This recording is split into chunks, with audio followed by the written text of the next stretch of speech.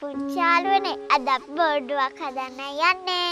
වැස්ස දවසට මේ ඔයගොල්ලන්ගේ වත්තේ වතුර පිරෙනවානේ. ඒ වතුර ගොඩ ඔයගොල්ලන්ට මේ බෝට්ටුවේ අවා ගන්න පුළුවන්. එහෙනම් අපි බෝට්ටුව හදමු. බෝට්ටුව හදන්න ඕනේ එකම කොලයක් විතරයි. දැන් අපි මේ කොලේ මේ විදිහට හරි මැද දෙකට නවා ගමු.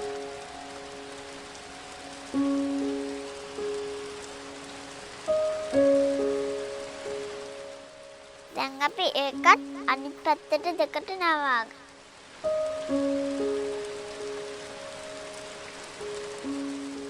අපි දෙකට නවාගත්තු එකක් මේ විදිහට දිග කරලා ඒකේ විදිහටම මේ වගේ ත්‍රිකෝණයක් අපි අරගන්න ඕනේ. අනිත් පැත්තත් ඒ විදිහටම නවා ගන්න.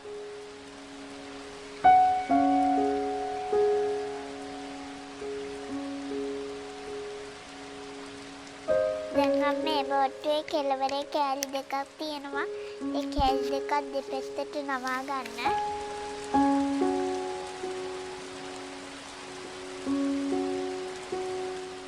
ඒ නවාගත්තු එකේම මැද මෙන්න මේ වගේ හැඩේ විදිහට පැත්තට නවා ගන්න.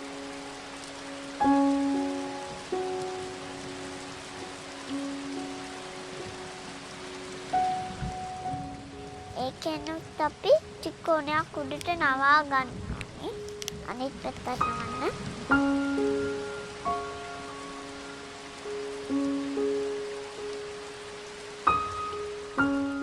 දැන් ආයි දිගාරින්. මේ විදිහට දිගාරියාම මේ විදිහට තියෙනවද කොනක්.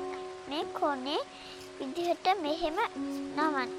ඊට පස්සේ මේ කෑලි දෙකෙන් අල්ලලා මේ විදිහට ඔයගොල්ලෝ මේ විදිහට ආයෙමත් මෙතන නවාගෙන ආයෙත් කරලා මේ විදිහට ලස්සනට ආයෙමත් පුකුටු කරගන්න.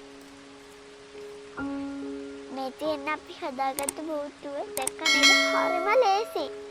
ඇඟිල්ල දාන්න.